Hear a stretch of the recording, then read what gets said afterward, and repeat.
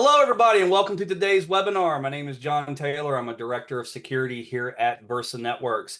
A little bit of housekeeping before we get started, so I'm going to let some people filter in. We do have an hour-long session. I am joined by Jesse Davis, one of our senior systems engineers. We are going to be talking about different features right within the Versa SSE product. So one everyone right now is muted, right? So because of that, please add any Q&A into the chat. We will be answering Q&A throughout the session, and of course, at the end for everybody. Once again, we will get started here in roughly about a minute just to let some people come in. So thank you very much for your patience, and we'll be starting soon.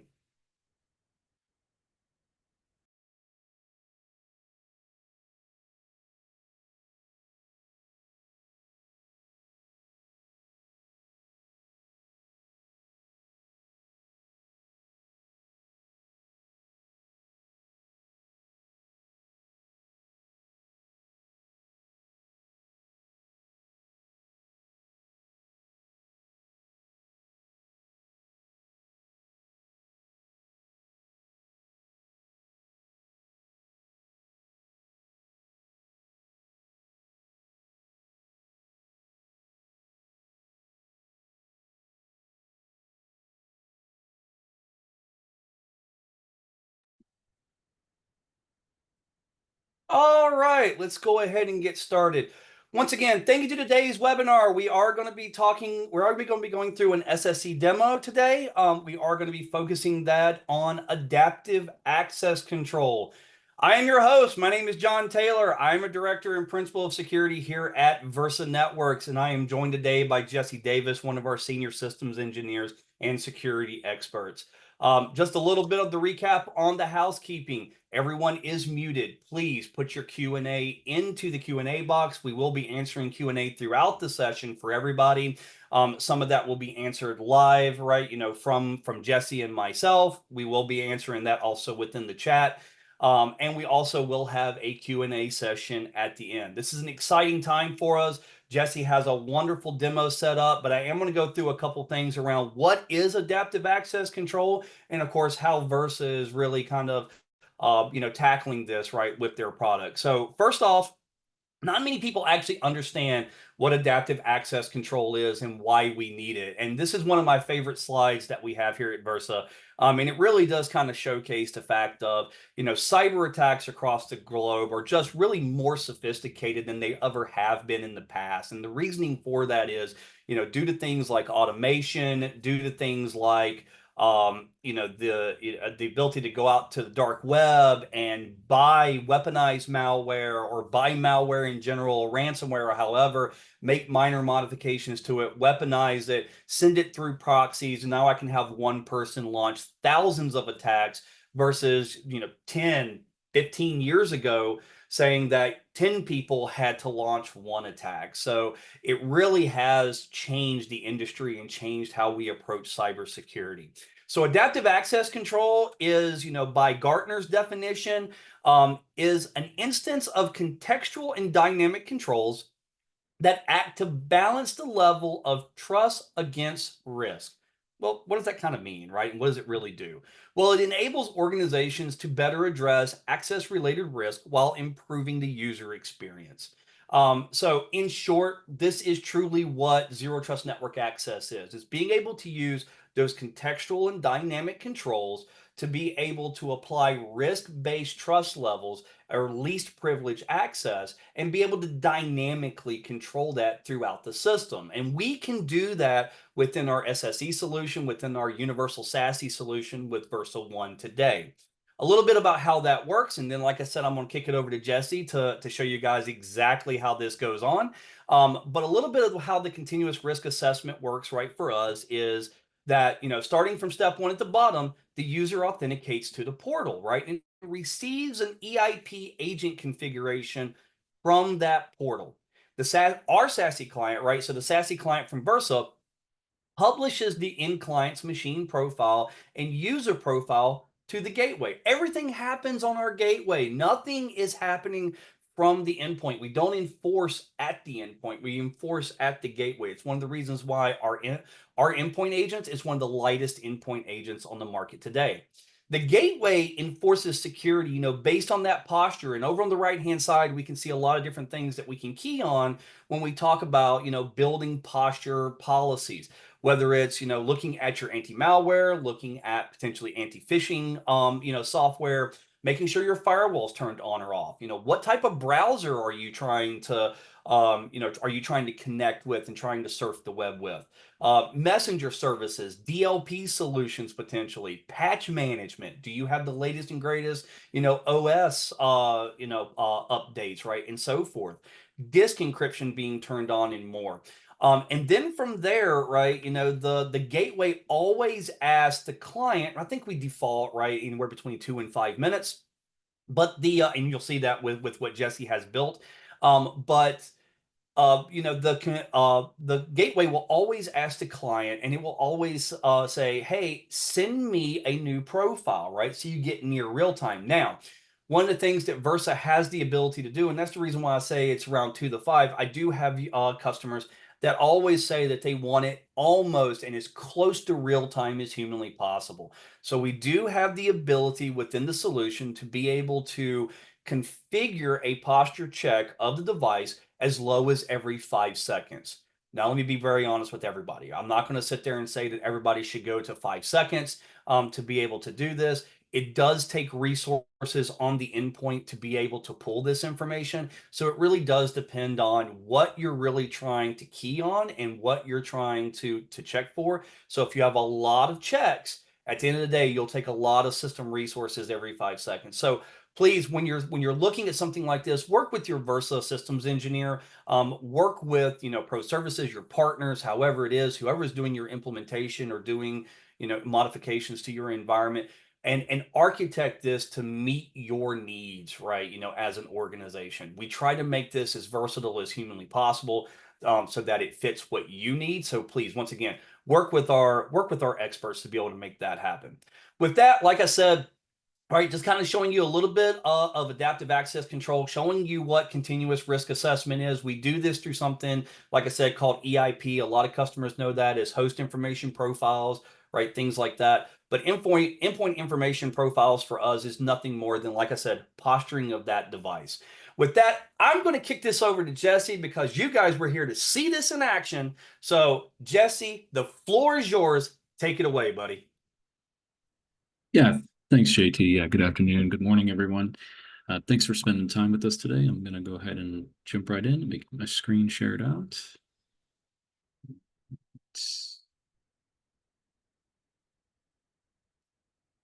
Okay. JT, let me know when my Concerto screen comes through, please. I can see it. All right, perfect. Okay. Yeah, thanks for everybody taking time with us today. So what you're looking at here, this is our Concerto platform. So this is your single pane of glass touch point for everything related to the Versa ecosystem. So today, of course, we're going to focus in on endpoint information profiles, which is posture checking. But then also we're going to run through some examples of ways that we can get some deeper analysis around it. I'll show you some ways that we can do inline CASB constrained controls. So for example, that's the ability to provide or take away specific actions to different SaaS and CASB services, because we can be very granular. It's not an all or nothing. We'll also do just some basic checks for things like malware protection, antivirus, and some other examples. So from an endpoint information profile, what we see here is this is how we build a profile in the system. So I have one pre-configured here. We're going to walk through first an overview of the rule set that's created. Then we'll go do the demo. I'll show you some of the enforcements and what those look like from the client perspective. Then we'll go into analytics, because of course taking action is one thing, but really the follow-on from the operator's perspective is I need that deep visibility to see what's happening. So we'll go into our analytics platform, show you what those events look like. Next, we'll move into a dynamic change where we can actually change the posture of the client. So we're going to intentionally produce a posture failure. We will be able to detect that, and some of the actions that we can take will get this client fixed up and detected as healthy, and we'll get them back into a permissive rule set. And we can do this all on the fly, right? You'll notice throughout my client is going to stay connected. We'll look at the timers. I never have to disconnect a client and then have them reconnect. We can do this dynamically in real time. So jumping in from an EIP profile, I've just configured a very simple posture check profile to check for three things. We're looking at malware, and we don't just look, is it installed? We can be specific to the vendor, but we also want to look at things like, is the service running? Is the real-time protection service running if the product supports it, right? So it's not just enough, is it installed, configured, is it actually running? We can also look at things like the last definition update time, right? You can be very specific, but also from a signature or definition set from a versioning perspective, you can also do that. You can also specify, say, a minimum version required. Next, we can look at things like domain check. So very easy one is a Windows domain check status.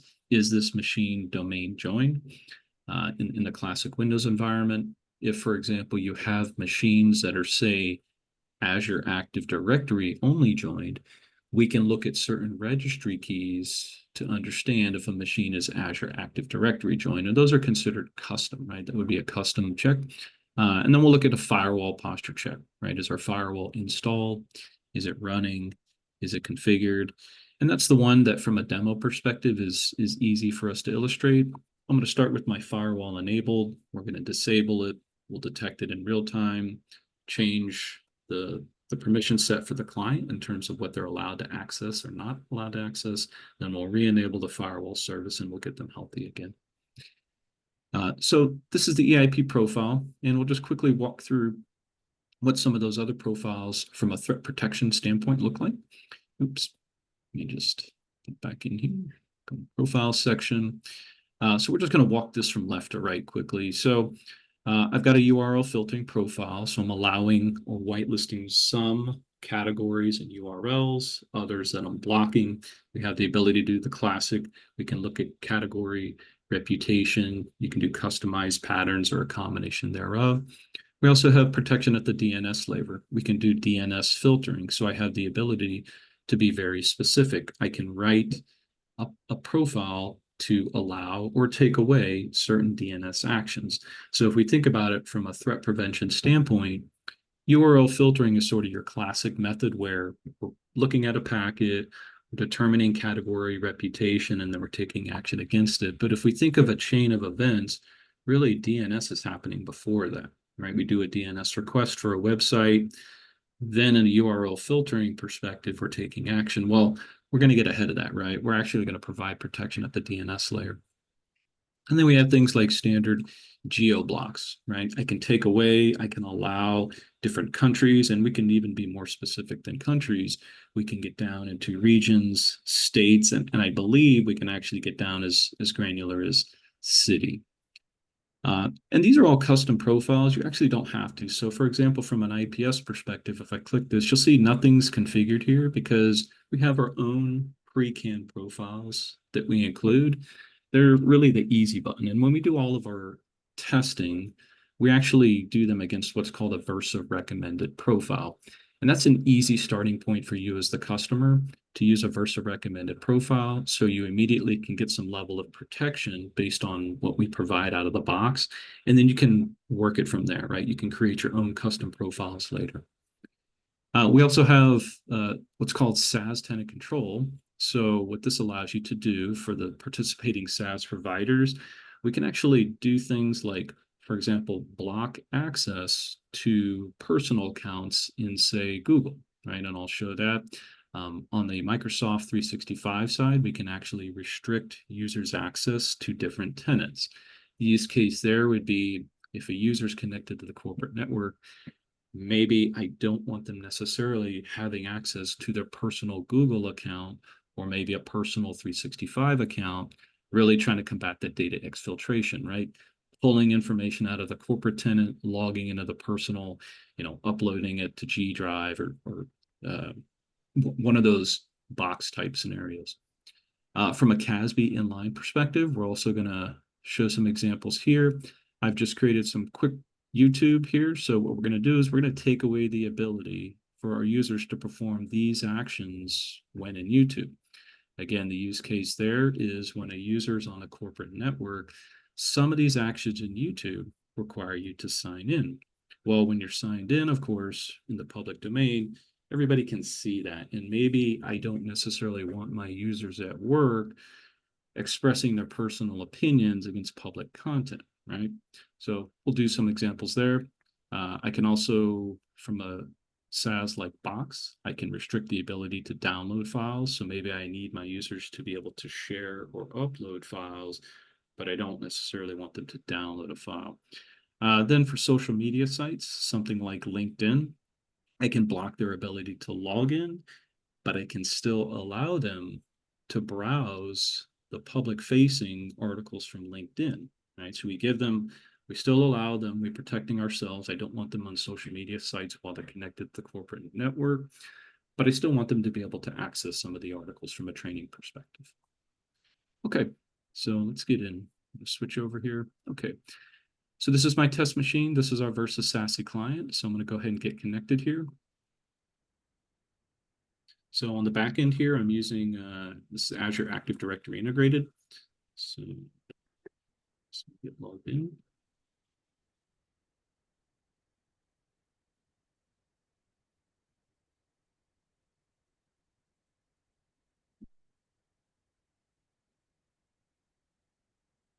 Okay, so we're starting with a healthy posture.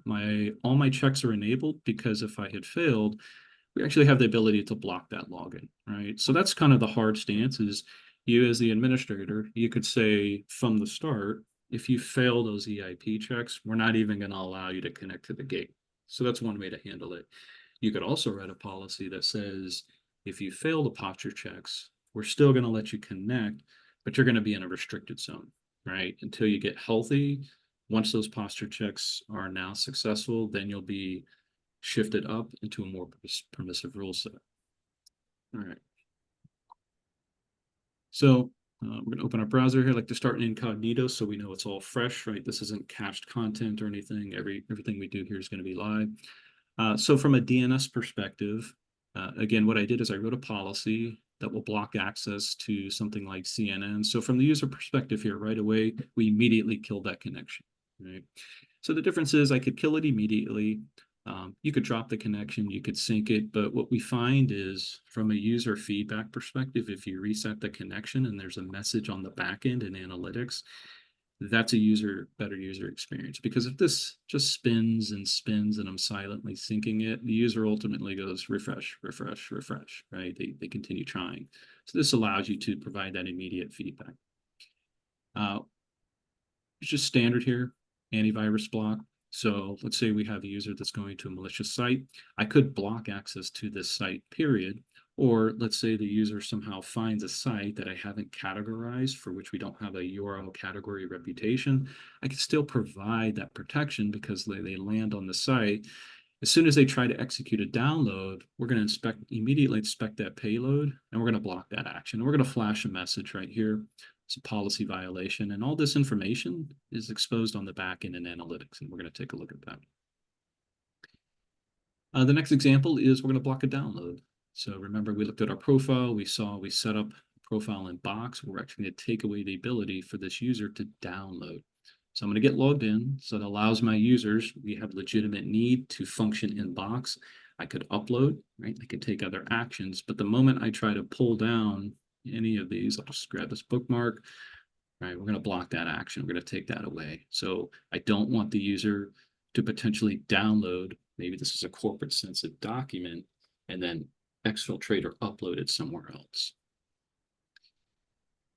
Moving on, we've got a social media. So here from a LinkedIn perspective, so I can get to the LinkedIn front page. When I actually go to log in, we're going to block that. We're going to take that away because I don't want my users on LinkedIn work here. So we've taken away that action. However, from an overall perspective from LinkedIn, I can still get to this front page, right? I haven't taken away that.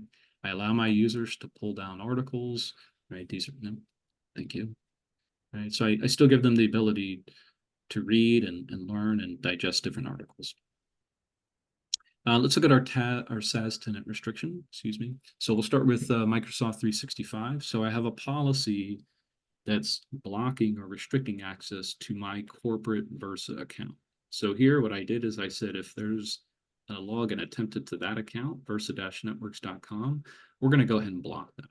So when I try to log in here, we're going to get a message right here. Now, Microsoft is really good. They give you a lot of detail around it because this is a message from Microsoft saying it's blocked by policy. And they actually show you, they're nice enough down here. They tell you right here, right? Access to Versa Networks tenant is denied. And again, on the back end, our gateway is flagging that event, generating a message in analytics. So the operators can go in analytics and see exactly what happened here.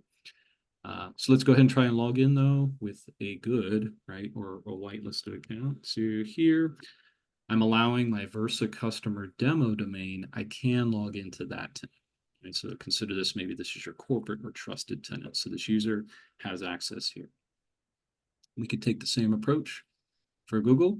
So what I'm going to try to do here is I'm going to go ahead and try to log in with my personal account. And we're going to block that, right? This account is not allowed to log in within this network. So you can see Google doesn't provide quite as much information, but again, on the back end in the analytics, we reveal that. We show exactly what happened. So let's go ahead and use a good account though. Use our demo account again.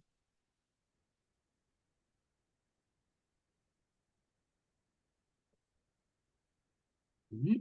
So now maybe you actually have, right, you're using Google Business, right? We're using legitimate services, so we're allowing our users to log in. But now that I'm logged in, right, I could allow my users, for example, to do something like go to YouTube. So here I'm just visiting our Versa YouTube channel. Maybe I want to allow my users to consume or view training videos or content that we've posted on our corporate site, but I don't necessarily want them to be able to provide feedback, right? So two ways we do that. One, from the comments section. So we'll note, and I'll show you later why this is important here. Note there's 0 comments right now. So I'm going to try to post a comment. Right. We're taking that away, right? We are not allowing you to post a comment. I could also take away the ability to like. So we can see the counters at 3. What's interesting, I'm going to press this. It increments to 4. You see here, we block this, and I can validate it because if I actually revisit this page, if I just simply refresh, you'll notice the counter's back at 3, right? And later on, I'll show you another way. We're going to pull up this URL in a different browser, and it'll also show that it's still 3. Then we have just standard here from an IDS perspective. So we showed antivirus. This is where we're looking at from an intrusion IDS IPS perspective. So the famous semantic site here, we're just going to try to pull down any of these. We're going to block that as well. Now, what's interesting, functions a little bit different. So got 2 things going on here. You can see it was blocked. However, it appears like maybe it actually isn't, right? So what's going on here? Because I had the ability to save this file, but not really. The moment I click save, if I come up here in my browser, see we've broken that connection, right? So if I keep clicking resume, we're killing it. We're killing it. Right? Then we do things like, for example, geo blocks. So here I've see, I have a couple countries that they've taken away access to, and we're going to show that here again. Policy violation, analytics is going to show exactly what happened there. Okay, what else do we have? I think that's probably, so we also have sort of that in between where, for example, maybe there's categories, for example, social media might be one of them, that I want my users, I allow them to log in, I allow them to interact, but really the name of the game is that deep visibility. If I want that, I've got to break that packet, right? I'm doing that decryption. And that's what I'm doing here, right? I can allow my users to go to X, Twitter, right? But we're actually doing a decrypt on that category. And I know that I'm decrypting it because if I pull the cert for this site, I can see this is my Versa OS certificate, right? So we're allowing our users to log in, interact, but we're doing an SSL decrypt in case we need that deep visibility analysis, all right? So now that we've generated some events, let's switch over to analytics. Let's actually see what that looks like, right? Everything that I did, let's take a look at what that's going to look like. So back in Concerto, we're going to launch into our analytics platform here. I'm going to take a look at all those events I just generated. All right. I believe this is the right one. So we're going to filter on our tenant, and let's go ahead and tighten this up, say last 15 minutes. So let's walk through some of the logs here. There we go. So for example, we'll start at the top and just walk our way down. So from authentication log, oops, about that, I think I may have grabbed the wrong cluster. Yep.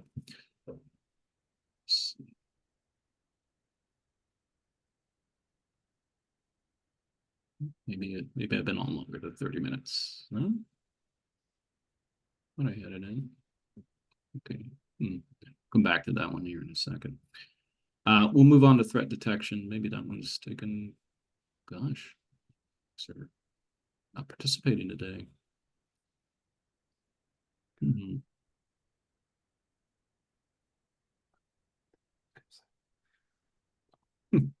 Okay, back to those. So what I did is I went to logs, threat filtering. We're going to move into something like URL filtering here. So let's check this timestamp, 12:18. Yeah, so this is current here.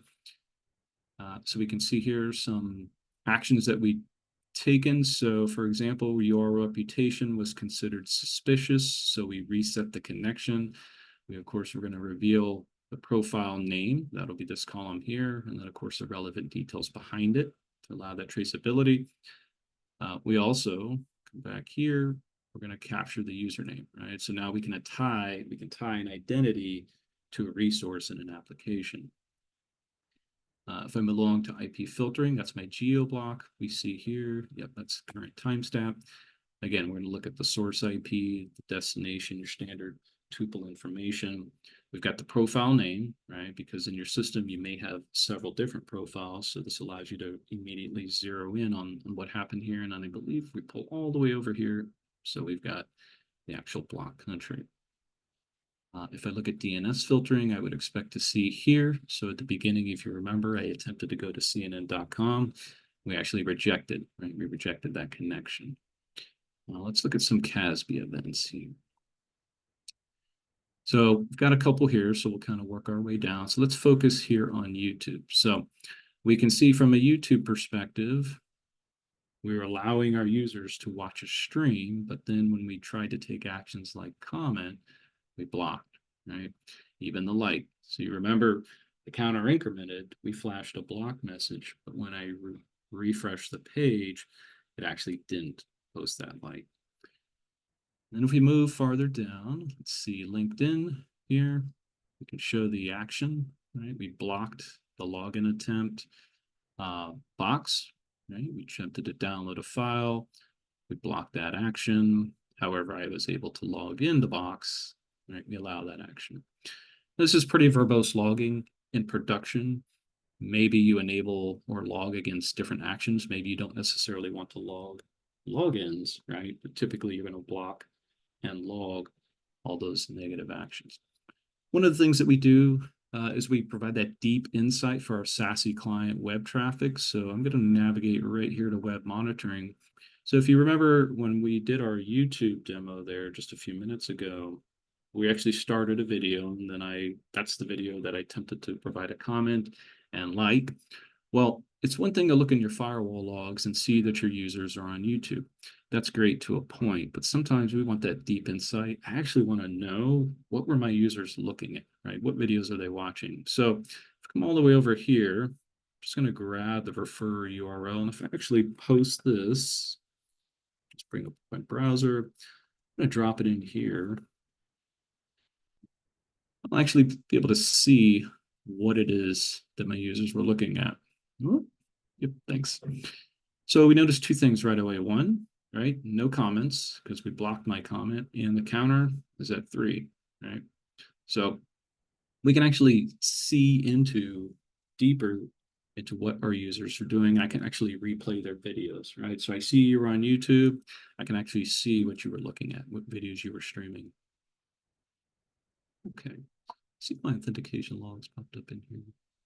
There it is. For some reason it was a little bit delayed. So this is just an illustration here of the moment the user connects and there's an authentication event, we're going to grab that, right? We're going to grab the username, the public source IP, destination. This gives you that information visibility. Let me see. I think I was also trying to pull up some threat detection logs. Okay, yeah. So they were a little bit delayed coming in. Yeah, 1223. So this just shows, right, the name of the malware we're trying to pull down. One of the things that we'll do is if we can tie it back to something like a CVE, we'll display that here, or we'll give you the malware name, the type, the user, right? So again, we're extracting that identity, we're tying it to a resource, and then ultimately an application or an event. Okay? We also do the file type, all the details you would need to do your trace analysis on this event. Okay.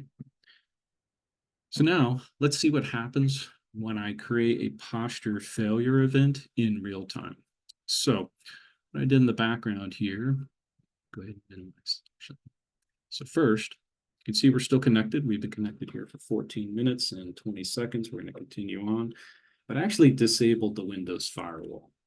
All right, so see, and I do have it, as JT mentioned in the beginning, we can do real-time posture check, but again, it's at a trade-off. So if you're doing it in real time, it can be resource intensive, especially if you have an exhaustive set of host checks that you're doing. Right now, I just have it set for 2 minutes, which seems to be a good medium for most customers.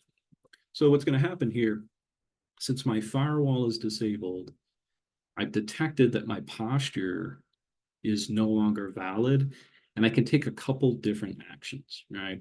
So one thing I can do is start to auto disconnect, right? Okay. But until then, I can put you in a restricted environment. So I'm just going to try to go to a website here, because sometimes we want to reduce that friction. So maybe now that this user, we've detected that their posture is in violation, I'm going to put them in sort of that walled garden where I'm automatically intercepting everything that they try to do. So for example, I'm just going to keep trying to open up URLs here, and we're just going to catch it and we're going to keep redirecting it, right? So now I'm in a restricted environment. The only place I can go to is where I'm redirecting them. And let's say I want to allow them access to nothing but our customer support portal. So the advantage here is that self-help, right? So maybe you publish some sort of checklist or internal self-help portal where you're allowing your users the ability to try to remedy themselves, because there may be some legitimate use cases where for whatever reason their posture check is failing. Maybe there's an update that didn't get applied. You can redirect them, allow them to interact with your internal resources, and then they can get healthy on their own, ultimately trying to drive down those calls and tickets into the help desk. The other way you can do this is, let's say they can't, you can allow a remote assistance session. So this user right now that I have, we're totally restricted except for what we've allowed. So just, for example, it's not just web traffic, right? I can't ping, I can't do anything, but I can allow a remote session. So what I'm going to do is I'm going to actually open a Teams session, team viewer, excuse me. I'm going to come in and we're going to get this, guy healthy.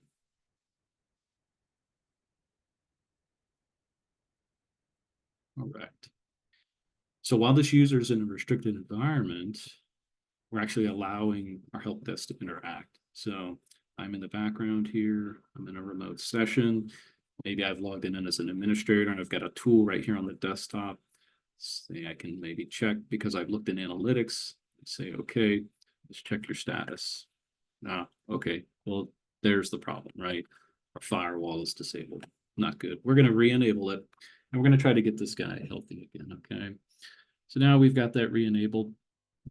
I can then interact with the user, and it can be whatever application you define, because when it comes to policies, we have many, many different predefined apps. TeamViewer happens to be one of them, but let's say you have your own custom remote assistance application.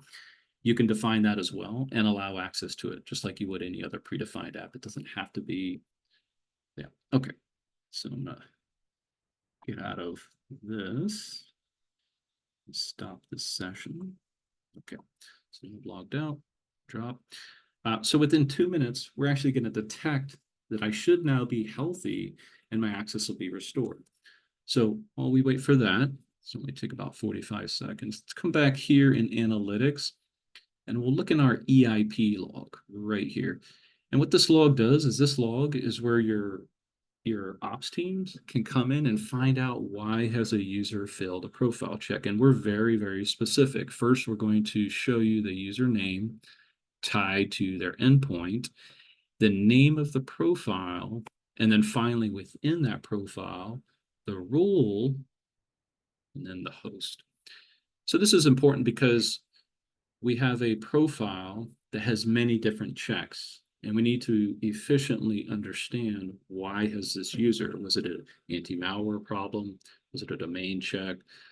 Was it a firewall check, right? What exactly is causing this user to become non-compliant? And so that's how I see it. I see, okay, Windows firewall check. Got it, right? I know exactly what the problem is. The other way we look at this is from a firewall policy. I'll show you how we've dynamically moved. Here we go. So let me open this up just a little bit so we can see pre and post. All right. I'm going to scroll down. Oh, still got a lot of background traffic. I'm going to go 50 events. There's a lot of traffic. Okay. Well, what we're trying to illustrate here is this is the rule set. So I'm redirecting them. Right. So my traffic dynamically is landing on a different rule than they would normally hit.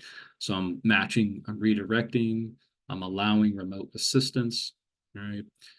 Whereas before my policy violation, here we go. Yep. I was matching on just normal rules. So if I go back to my client, put this away, again, we've been connected here over 20 minutes, right? I didn't have to disconnect my user. They were in one rule set in my firewall, my gateway, excuse me, Pasha violation. We automatically moved to a different rule set. So now my connectivity should be restored. We'll just do a quick check. Okay. Now if I come back to my browser here, try to come back to a different website, and I'll just check the sports scores for today. And now we're healthy again. So again, just to recap, we had a healthy client, something happened, right? Dynamically, we detected, hey, you're no longer in a compliant posture check. We put you in a restricted environment. Your only access was either through a remote support or through an internal support site. Once that posture check failure was remedied, we dynamically then shifted you back into your normal environment. So that's all I have for today. Any questions on the floor? JT, are there any questions from our attendees? Yeah, I think we have a couple, right? So one is, I'll go ahead and just, reading point blank, right? It's the, I'm trying to think about a good way to put it, right? Because I don't want to give too much away of what the customer actually just put in, but the customer already has things like traditional VPN policies, right? They are utilizing a ZTNA solution today, but they have these policies that are put in. It what they're asking for is roughly is that this looks like an overhaul, right? To be able to do something more dynamic. It looks like it's a lot more policies, right? Things like that. So, how hard is it to do some of this dynamic stuff that we just talked about, as a user pretty much downs their, firewall or something like that, or if a malicious actor downs the firewall on the piece of equipment. How exactly do these rules work? Like, how hard is it to create stuff like this? And does it create an unmanageable list, right? Because once again, they put some stuff in the chat I don't want to give out, but does it create an unmanageable list, right? Is it too much, right, to troubleshoot at the end of the day? Mm-hmm. Yeah, great question. It's that administrative burden. So there's always that work up front to lay out your policy, actions, decision tree. If the user is X, we do Y. So that always exists. But one of the great things we do is once that policy is defined to help you is that deep visibility in analytics, right? So that's what we showed here, because that allows your staff to come in and really zero in and be very specific to really shorten that triage process. So for example, EIP is a right? There's many different reasons a user could fail a posture check, but if we just say you've failed, you're restricted, well, that's kind of step one, right? It really doesn't help the team triage. So again, we're very, very specific. We have a deep level of granularity and visibility. We'll show you down to the rule. I could have a profile with 50 rules, but we're going to show you exactly what it is. Awesome. The second one I really do love, right, is if you are, they actually said that, you mentioned that you don't have to disconnect from the service in order for these rules to be applied, right? Both bidirectionally. So I think what they're asking for is, the rules that actually restricted you and then opened up, right? Based upon the profile, right, being sent back to the gateway. Can you go a little bit deeper in how that actually works? Considering the fact you don't have to disconnect and it dynamically starts shutting you off. If and the side of that was, if I already have a connection to a resource, do I keep that connection live, or does the system actually block me when it pushes those rules down and resets my connectivity, to the resource that I'm blocked from? Yeah, yeah, great question. So the way that it works is when we write a policy, or quite simply a firewall rule, one of the match criterias is EIP profile. And so let's talk about the steady state scenario for healthy endpoints. You would have a profile that effectively is healthy state, right? Or I don't have to match any profile. Typically, though, you're going to match one that's a healthy state. Then when you go to write your rules, let's use the example I did where we're going to write redirection rules. In that case, you're going to have a profile that matches your failed conditions. So let's use this. So I have a profile called EIP profile fail, and the match criteria is the Windows firewall is not running, or is not configured, right? Or is not enabled. So that's step one. You define your match criteria. Am I matching users where that profile is passing or healthy, or am I matching users where it's failing? And then from there, you decide what actions you're going to take. You can then be specific against applications. So that brings us to the second part of the conversation, is what happens to my connections. At that point, it kind of depends on the application. Typically, if you want to be very, very tight and most secure, you're going to match any application. So it's not just web traffic, even though that's the example I was showing in ICMP. Typically, you're going to take away all levels of traffic. New connections and existing connections that have to be restarted. Ultimately, what's going to happen is, if there's an existing connection, once that timeout value is reached, the connection is going to be reset, and that timeout value is configurable on the box, right? And again, when we talk about timeout values for things like TCP, it's always that balancing act between, I don't want to prematurely close or force close legitimate connections, but I also don't want a timeout value that's just so long to be useless, right? So you have a lot of fine control, even within rule sets, where you can define those values. So we define timeout values at a couple different levels. You can do it at the global level on the box, which applies to all protocols across everything, or you can do it in an individual rule set. And the use case there is, for example, maybe you need to accommodate things like long-lived flows. Maybe you've got different, maybe UDP-based flows, short-lived. So you have a lot of granularity there. The other side of it is, maybe you don't want to have to go think about those values per rule or per application. And that's where the global setting will help you, because that will apply in the absence of a specific rule value. We're going to look to the global value. Awesome. I think the last question that's in the chat is, where do we start? Is what the customer is asking, right? So, as a customer, as a user or a customer or an organization prepares for this journey, where's a good starting point? Because this seems like a lot. Yeah, absolutely. And so we talked again about the Versa recommended profiles. That's a great starting point. So when you go to build your policies, you're going to start with the easy button, which is, for example, I don't know what my antivirus profile should look like, right? Or maybe I don't know what my IPS profile looks like. What signature should how far back should I go, right? What's the severity? That's where the Versa recommended profiles come in. That's the starting point for you. And that's on the gateway side. On the posture check side, we have the same concept. We have predefined categories. So for example, you don't necessarily need to, write an EIP rule for every single firewall endpoint. We have a lot. We ingest all the categories, vendors, and versions from OpSWAT.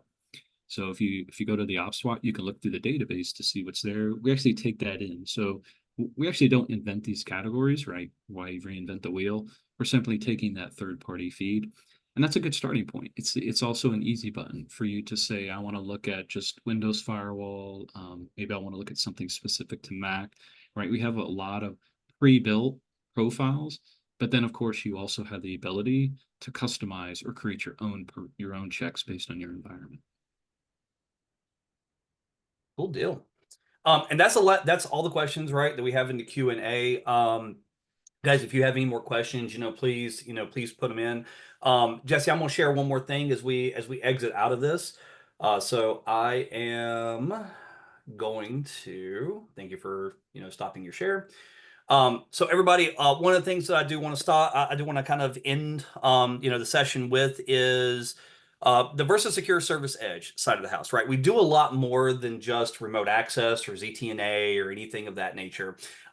We also do a lot with CASB DLP, Next Gen Firewall as a Service, as you've seen with a lot of the policies and so forth that Jesse talked about in the demo. All of our secure web gateway functionality, URL filtering, IDS, IPS, things like that as well. And of course, that dynamic micro segmentation that's there, from those rules. The SASE posture or the SASE client, right? I know a lot is one of the lightest clients that is on the market today.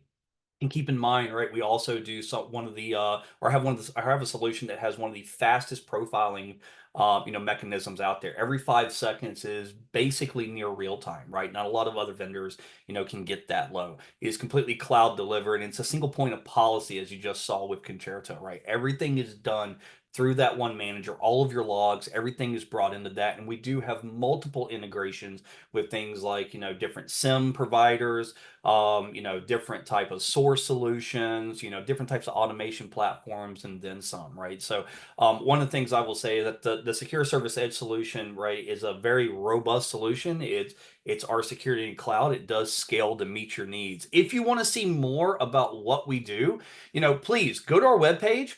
Right, when you go to versanetworks.com, go up in this upper right-hand corner, click on Get a Demo. This will be the page that actually shows up. You can choose which product demo you would like to see: ZTNA, CASB, DLP, Unified SASE, right, as a whole. But you can see the entire platform. We will get you in touch with one of our account execs, and one of our SEs, right, to give you a full demonstration, a full walkthrough of the platform. Once again, I want to thank everybody for taking their time today. I want to say, I appreciate everybody joining. Hopefully this was information or great information for you, showcasing what our solution has the ability to do. I am going to leave the bridge open for a few more minutes. If there are any other Q&As, right, that are out there, please, once again, put those into the chat. We'll be more than happy to answer them live. I'll be more than happy to reply back into the chat, like I have with a few already throughout the day. But thank you again, everybody, for joining, and have a wonderful afternoon.